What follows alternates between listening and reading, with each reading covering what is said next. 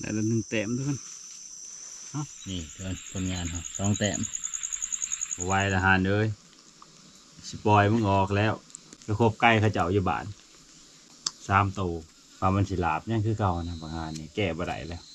มีทางเดียวเขาได้จะเอาไปเลี้ยงก็เอาไปทุกคนกินข้าวแล้วก็หาการหาเงื่อนก่อนเถื่อมานนะไปหันแหละจ่ายนาพาไปเลยใช่เลยสมาชิกขึ้น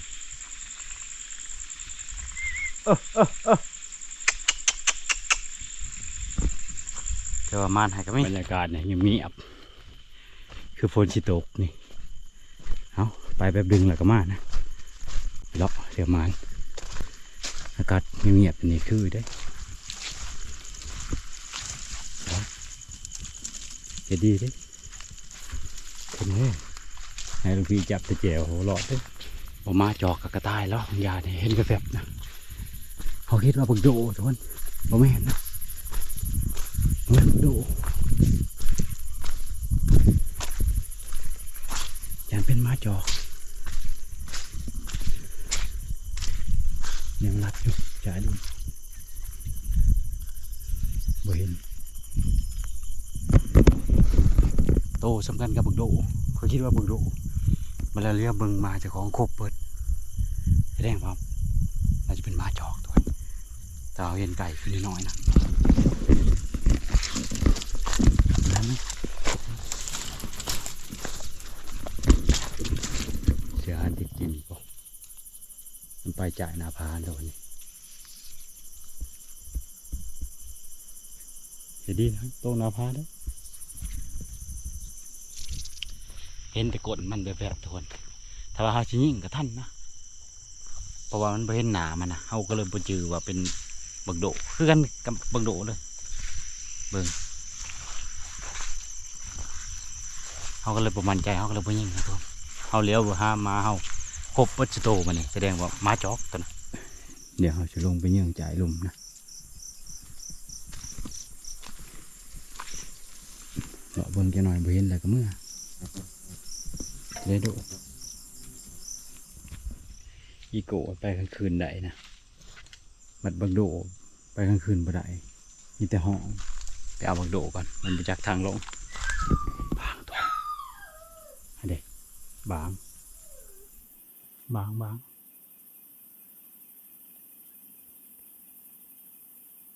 อันเด็กเอาเดี๋ยวชี้เอาก่อนโลกเลยทุกคนหันเบิ้งโอ้บางหันมันมุนแล้วเบิ้งให้หาเองเพื่อนหาพออุ้ยบอกว่าเขียวอยู่นี่ไปช่วยมาบางก็ปรับเลย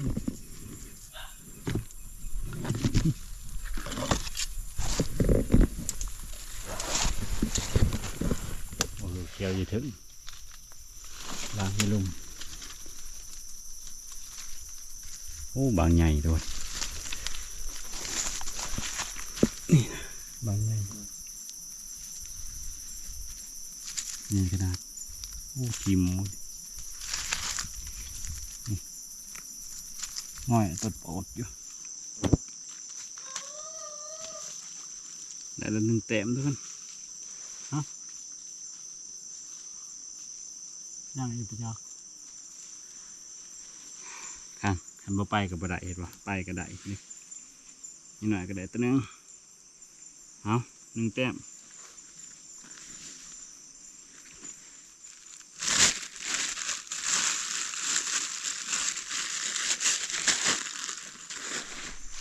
นี่ตัวพ่อบางอีกตัวหนึ่งตัวมันมากินหมากแดงๆนี่จะมาอย่างนั้นเดินขึ้นไปถึงก็เสียเลยเบนซ้ำขึ้นป่ายนี่ด้วยไปเลาะต่อเลาะอีกทีหน่อยหน้าผาแล้วบินออกนะวันยายจะนี่ตัวบดใหญ่มากเลาะกับพระตู้ชิพอเราก็ทุกเมื่อหน้ามาเนี่ยใกล้เติมแล้วมาเนี่ยก็ได้โอ้เห็นยังพอบางทรงตัวได้ตัวนึงขาเมื่อเนี่ยเขายันเข่าอีกยัน คือหานเจ้าอะไรเห็นเมียเสร็จว่าไปคบไก่เขาเจ้าอีกอยู่บ้านโอ้บังหานเด้อบางทวดพวกยี่จ่ายนาพาวยี่ถึงขันยิ่งโตขึ้นโตขึ้นขึ้นเอาบ่ได้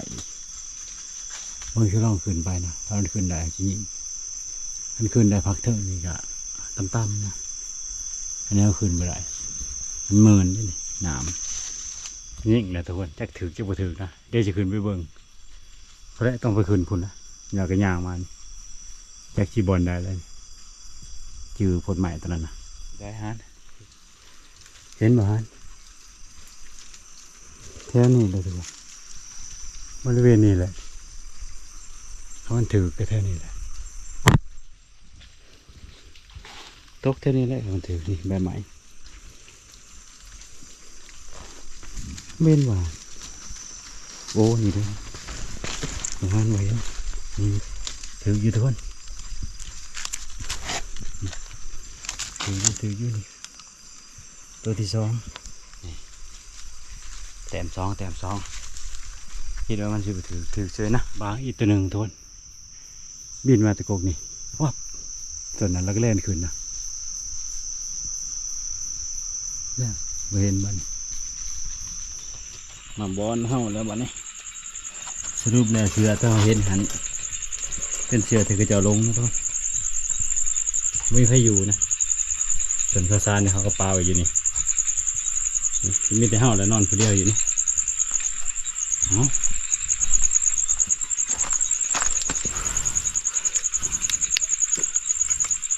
ไฟดับนะดังอูดยุ่งตัวยุ่งเขามาใหม่ๆเลยมันนำมานำเขา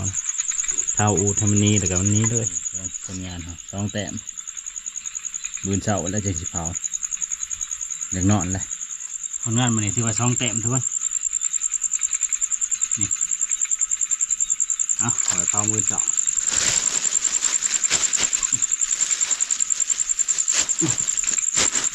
โอเคการหอนร้ายนอนไม่ได้เสียเลย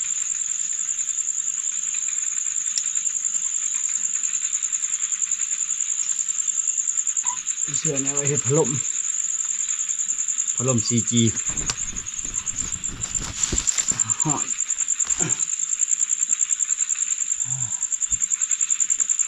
พักผ่อนกันบาดนี้บาดดีตอนเช้าทุกคนมันเนี่ยไม่ได้ไปหาลัดนะกินเขาแล้วก็ยังชิเลาะครัวเล่นเลยและเนื้อกินเฮาบาง2 ตัวเลยแต่ว่าเฮาสิกินตัวเดียวนะทุกคนอุ่นเขาเย็นนะเฮาไม่ได้มาเขามันเรือลายฝนดิบเลยเขาอุ่นเขาเย็นเนาะ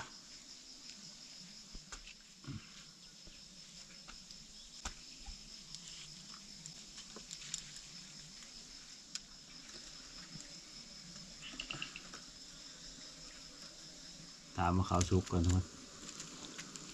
อาหารอยากลายแล้วบางหารเนี่ยไวอาหารเลยสิปล่อยมึงออกแล้วใครจะเอาไปเลี้ยงเอาไปนะนี่บ่ไหวเลยไปคบไก่เขาเจ้าอยู่บ้าน3 ตัวมันนี่ตึกผู้ที่เขาอันนั้นแน่นะอันตึก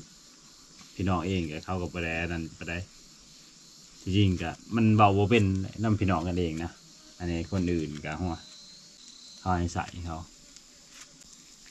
แต่ก็ยังคล้ายแต่ว่าเขากับประเดนั้นประเดเขาจะได้ไก่ไปแทนนะที่มันครบนี่มือที่ประเดคืนปลามือที่เขาเฮ็ดเถียงทุกคน2-3 มื้อเขาอยู่บ้านปลามันสิลาบยังคือเก่านะบางงานนี่แก้บ่ได้แล้วมีทางเดียวเขาได้ยาไปเลี้ยงก็เอาไปตัวนี้เฮานี่บ่ไหวแล้วเฮานี่ต้องมาหาใส่นี่มันแต่ละปีบ่ไหวแล้วบางหาเอ้ยสิหักมันสำได้ก็สิจะได้เฮาอยากเอาไว้อยู่แต่แบบคนอื่นนะเขามองแบบเฮาบ่ดีนะทุกคนคล้ายๆกับว่าได้เชื่อไม่จะได้ เฮาก็ฮักมาเฮาสิเสียนะเขาก็ฮักไก่เขาก็เลี้ยงของเขาต่างคนก็ต่างฮักของกันนะเพราะฉะนั้นเฮาต้องแก้ด้วยต้นเหตุถ้าว่าบ่มีตัวนี้ของเขาก็บ่ได้เสียหายมาเนี่ยเฮาเลี้ยงเอาได้นะแต่ว่าสิเป็นบางครั้งคือเก่าเนี่ยมันก็บ่ได้นี่ให้โอกาสมันได้หลายเอามันสิเศร้าคือเก่าหาเด้อเนี่ยเสร็จมาบอกบางอย่างเขามาบอกซองเจ้านะเจ้าหนึ่งครบไก่เรา3 ตัวไก่ผูเราเลี้ยง2 ปีไก่ผูแนวมัน2 ปีพอดีเบิดไป3 ตัวตัวแม่ตัวหนึ่งแล้วก็ตัวผู2 ตัววันนี้เราหายใส่แค่ตัวเดียวนะก็คือเราเอาเงินให้หาไก่มาแทนเรามันนี่ไก่เขาจะไปหาใส่ไก่เขามันก็ทะเลใหญ่นะอย่างน้อยๆแล้วก็มีอีกเจ้าหนึ่งกับมันครบเป็ดมันกับเบิ่งแบบธรรมดามันไปมันคือยังไม่ได้เห็นอย่างเลยทุกคนนิ่มๆนะจังมันประคบตอนไหนมีแต่เขาเจ้าเห็นนะแล้วเขาเจ้าจื้อพอมาเขามันต่างกันต่างหมู่นะเขาจื้อตรงเขตนั่นเขาจื้อมันแล้วนั่นนี่ไปจากหลายแล้วบางฮานนี่ฮะเอ้ยมีบุญสำนีแล้วเจ้า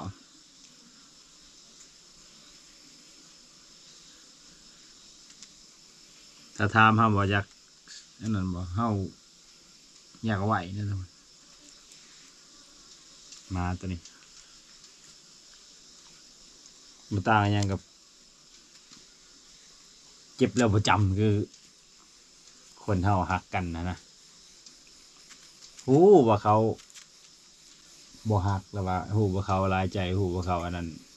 นอกใจก็ยังหักคือเขาอันนี้ก็สิส่งนั่นแหละนี่ก็ยังให้อภัยคือเขาแต่ว่าเขาตัดได้ตัดไปเลยบางทีจบปัญหานะปัญหาบางทีจบวันนั้นถ้าหาว่าตัดบ่ได้เนี่ยปัญหาบางทียังอยู่เดิมๆก็คือยังวนเวียนอยู่นี่แหละโอ้ยถ้าจะเอาไปเลี้ยงก็เอาไปโทษบางครั้งนี่บ่ไหวเลยว่าได้ที่อยู่ป่าอยู่ดงเอามันไปเลี้ยงอะพอให้มันเห่าคนเห่ายังอยู่หรือว่าก็พอให้มันกินเขาเก็บกินเขาเก็บยังอยู่เอาไปอยากเอาไว้ไปได้เพราะว่าชาวบ้านเขามองเขาเป็นว่าเป็นคนที่แบบอึ้งทุกคนเขาบอกเจอจังสันจังสีก็ยังเอาไหวอยู่ก็ยังเก็บมันไหวยังบ่อะไรมันนะก็จะได้เขาเป็นผู้เลี้ยงเขาก็หักมาเขาเลี้ยงไก่ขนาดเขาก็หักไก่ของเขาวันนี้มันจะเป็นมีแต่เจ้าเดียวมันไล่เจ้ามันไปหาพบมันมาป่าไปยังหนึ่งอีกญาติแล้วหาเลยมาตัวนี้ว่าง4 ปีปลายทุกคนเท่าเติบเลย4 ปีปลายนะโอ้เบิดคำชิวเอานำอาหารเอ้ายังก็ตามบัดเมื่อวานเมื่อไรจังสิฟังเบิ่งว่าแนวใดว่าสิพ่อไหวบ่หรือว่าสิบ่ไหวโอกาสให้มันนี่ประมาณ3-4 เถื่อเลยเด้จักหลายค่าเสียชำนี้เฮาก็พอเสียไว้อยู่ซำอันนี้ฮะแต่ปัญหาก็คือในมุมมองของผู้อื่นนะมันเบิ่งเฮากลายเป็นว่าการสิเปรียบเทียบเข้าข้างคนผิดนะครับเข้าข้างคนผิดเลยว่าอยู่ทางโจรนะสิเปรียบเทียบก็คือบางฮานี่เป็นโจรเฮาเข้าข้างทางบางฮาก็ยังเก็บไว้นะเลี้ยงไว้เรื่อยๆโดยที่บ่ได้กำจัดมันนะก็สิประมาณนี้แล้วก็คนภายนอกเขาก็สร้างเฮาหักสำใดก็ขอปลดปล่อยดีกว่านะเลี้ยงเอาไหมไม่ยังละโอ้หาเลยมันมีการเปลี่ยนแปลงเลย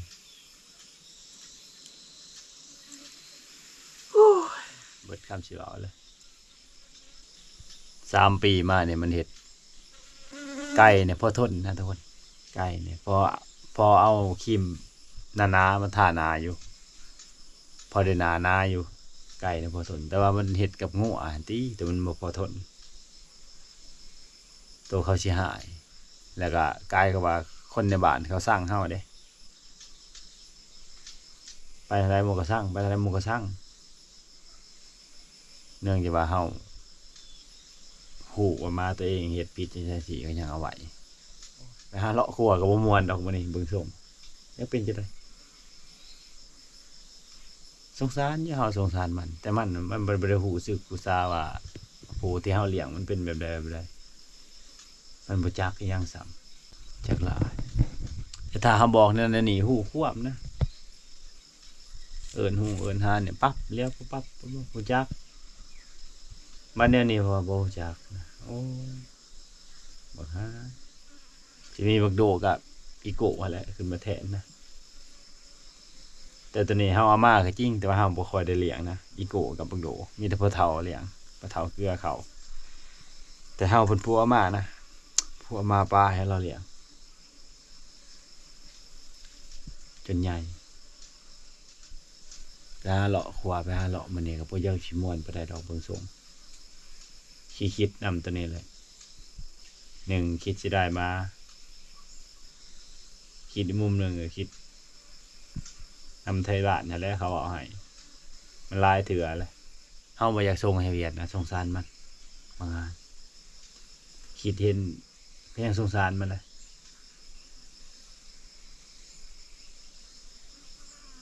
นั่นบ่มาเนี่ยยังกับพอทนอยู่ได้มันไปนำเฮาซื่อๆเนี่ยมันบ่เฮ็ดไกลเนี่ยแล้วว่าบ่สร้างความเดือดร้อนให้กับเจ้าของหรือว่าไทยบ้านคนอื่นนะก็ยังพอทนอยู่เลี้ยงมันไว้ซื่อๆก็โอเคอยู่แต่นี่หันติมันเฮ็ดให้สร้างความเดือดร้อนให้กับเจ้าของแน่แล้วก็ให้กับผู้อื่นนำจักหลายโอ้ยเอาข้าวสุกแล้ววะกินข้าวแล้วก็สิหาเลาะครัวแล้วเนี่ยโอ้หาเฮ็ดเวียกแล้ว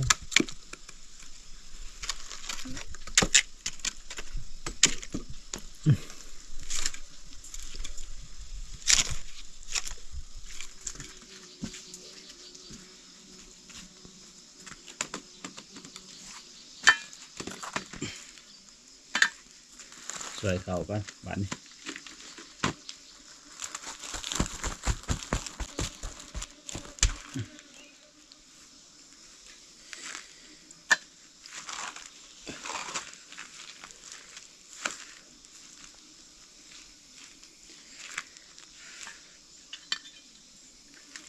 เบิดคำชื่อบอกน้ำบางฮานแล้วโอ้ยคิดมาแล้วก็จักหลายเลยฮานเอ้ยมันก็ตากรรมเป็นแนวนี้แล้วหมักจะได้กับไก่ว่าไก่ป่าเพราะว่าเบ็ดสีอันนั้นขันเชยกับบได้เล่นใส่แล้วล่ะอยู่เชยแล้วกับตะนำเพราะว่าขนาดกับหมวกกับกล้วยอยู่บ้านมันก็จะตาขาดแล้วหาเนื้อบ้านนะครับก็จะลวกเอาทุกคนได้ซองโตคืนนี้ไปเลยเลาะยิงดีๆเลาะไปไกลๆได้ร้ายนะบางนี่เธอยังมีอยู่ตามที่เขาเลาะมึงแป๊บเดียวนะเขายังเห็นลายโตอยู่นี่โดยใหญ่เลยเยอะหันเบิดหยกแล้ววันนี้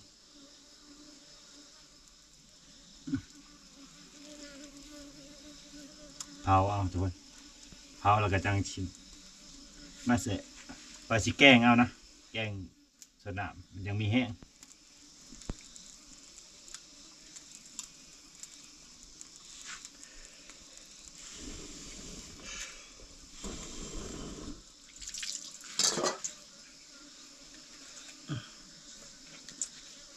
นี่แกงตัวเดียวนะตัวหนึ่งเอาไว้ว่าตัวเดียวแกงกินตัวเดียวกับนายสิพ่อนะ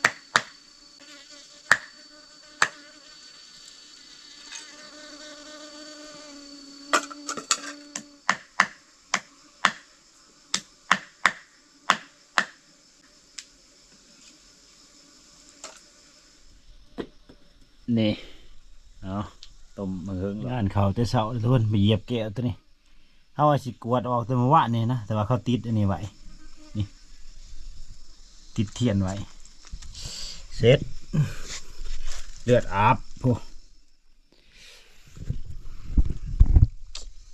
นี่โอ้ขอโทษเลยล่ะที่มันขาดเหยียบไปเหยียบมาเสร็จเรียบร้อยวันนี้ช่วยแต่เสาเลยสิเรียนเรื่องบางฮานต้องมาสิเรียนเรื่องตัวนี้อีก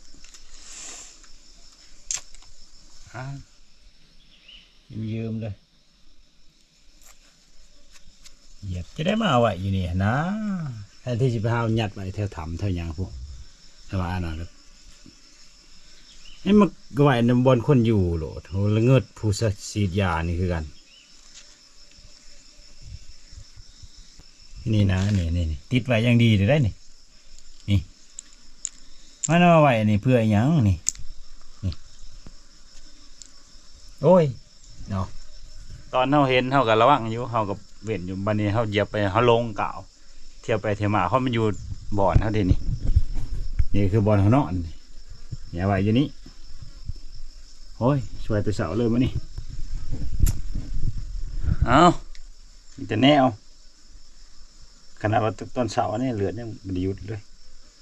ต้นเทียงใช่ซ้ำเลยเข้มฉีดยุงฉีดยากระถิ่มสะสายแท้นี่ให้สิเก็บดีๆก็บอกโอ้เสานี่เหยียบตัวนี้ทุกคนแค่มันเอาอันนี้ติดไว้นะนี่มันไปติดเพื่อยังล่ะบนคนอยู่บนคนเที่ยวหันอู้ถามหันเขาสิบอกหันจะเห็นว่าจะไปแย่เขาหันไม่มีใครเขาไปเหยียบดอกจะไปไว้นี่มันก็มีซิดแล้วนี่จะวางยาแล้วนี่ถ้าว่าสิปัดกวดออกแต่มาวะเนี่ยนะพอเห็นเพิ่นติดก็เลยว่าเผาเนี่ยก็เลยไปเลยนะเมื่อเช้านี้ก็ว่าเชียร์ออกอยู่ลงนะอย่าไปอย่ามาเรียบร้อยเสร็จนี่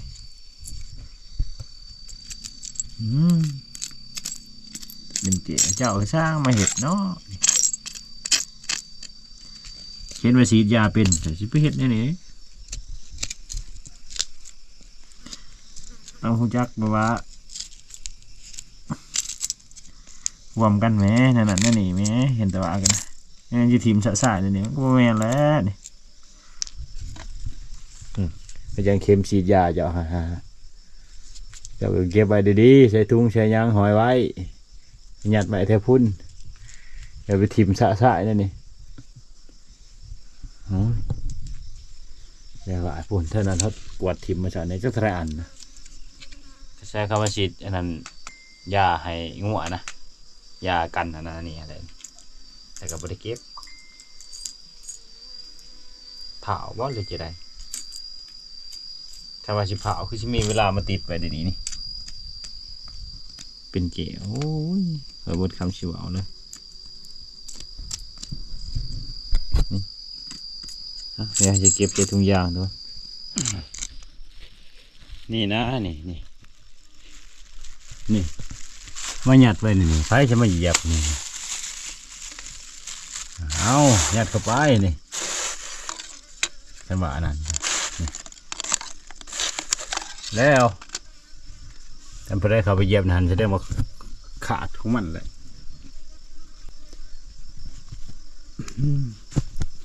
นี่มาไว้บนคนยางคนเที่ยวนี่อยู่นี่ยางมันอยู่บอนมันบ่พอได้ใส่แล้วนะเกิดเหยียบไปเหยียบมาเรียบร้อยน้ำจนบก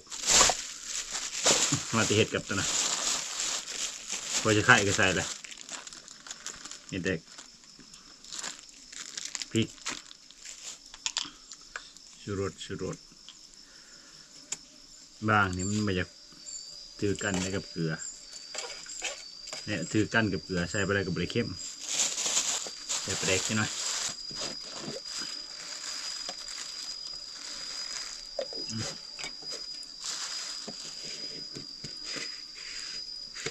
นี่คมๆเลยทุกคนแกงเอานะนี่แกงบางครับทุกคนนี่คมๆเลยนี่ อู้ยฟืนเต็มไปเลยเบิ่งชิมเบิ่ง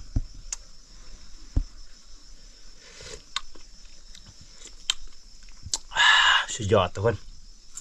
ความแสบเบิดเท่านั้นอำลำเลย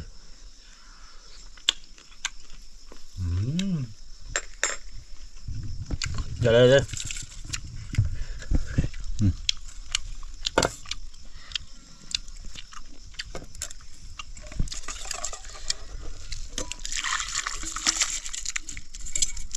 นี่กระดิบโพนมันเขาเต็มกระดิบเอาไปน้องมากินข้าวน้ำกันโอ้มีแต่เนื้อสวยนะมันนี่เย็บแก้วแต่เสาแต่เสียวเลยแต่ชิ้นยาวหอดใส่แหละแต่ว่าเต็มที่นะมันนี่หอดใจหอดกันอะไรคอยไปเอานะ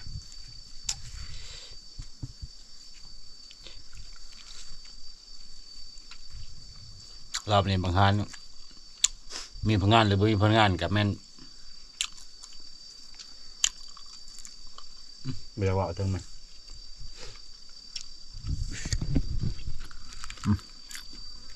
คักแต่เนะมันอยู่แล้วพี่อำลำเลย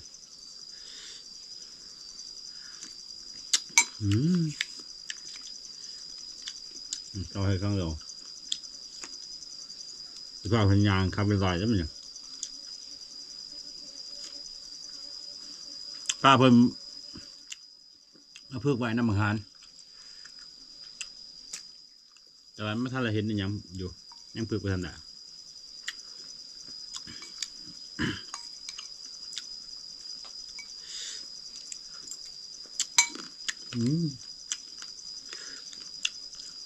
นี่เอาเลยอันนี้โพนมันเลยทุกคน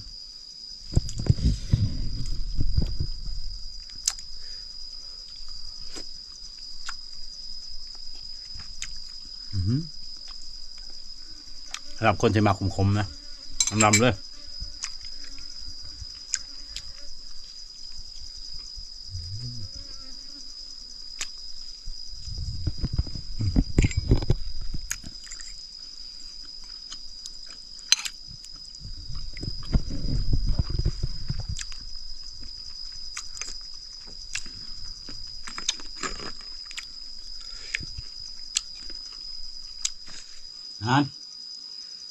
มาเงาหงอยผู้จักจะบอกว่าตัวเองเห็ดผิดเจ้าเนี่ยมันท่านไม่มีความสำนึกอีกอย่างเลยโพดดีนะฮะเอ้ย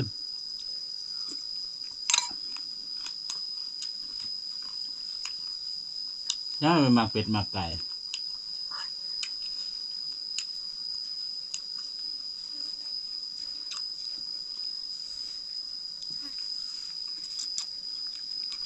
ใกล้จะป่าพอเห็ดใกล้พอเข้า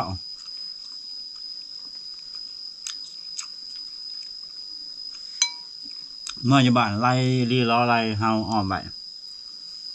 เป็นมุ้งปลาบ่ใหญ่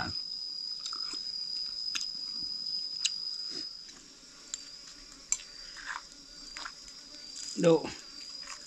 อีโก้ฮันเอาอย่าชิงกัน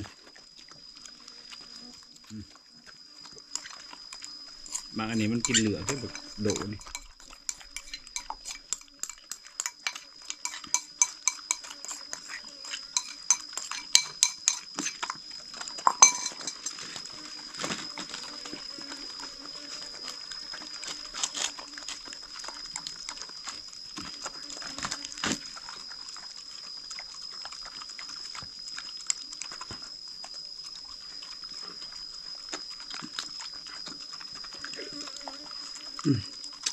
มาเขาแล้วกันเลาะครัวเล่นนะบัดนี้มาเขาไว้นะไปบัดนี้ลุยกินกาแฟจังสิเลาะทนมันนี่แดดคักกะลีมันนี่สุดยอดตอนมาตกเนี่ยปะรอบแรกนี่สุดยอดแล้วทุกคนรอบเสาร์นี่ก็มีรุ่นอยู่เด้คักอยู่อย่างสิลงแต่ทีไปหมดไปหาแถวลุงยุ่งแถวกระซวยพอแหละ แต่ว่าประหารไล่โมไปแหละเลาะไปพุ่นแล้วก็ขากลับจะเลาะจ่ายเบื้องนั้นไปเมื่อคืนใช้บอลทำเห็นแล่นกับผ่านบิดนี่อยู่นี่นะแล่นอยู่นี่มันถ้าเราผ่านปุ๊บนี่มันต่ำกินเท่ามันจะบออกนะทุกคนมันจะบาประมาณ2 เสมอมันจะออกตามที่เราสังเกตเบิ่งแต่ละบอลที่เราเคยไปแต่ละปีนะแต่เราไปปุ๊บนี่เราเพาะคือมื้อนี้นี่เอาว่ามื้ออื่นเราสิมาเบิ่งนี่บ่ได้ออกเด้บ่เห็นมื้อฮื้อนี่ก็บ่เห็นก็บอกปุ๊บ4-5 มื้อพวกมันจะสิออกอีกถือเราเลาะผ่านเมื่อวานนี้บอลเราผ่านนั่นพันมานีนกินเราเพิ่มมันบ่ออกนั่นนะฮะสมควรมันก็ได้ทำกันอะไรกับบักเวอร์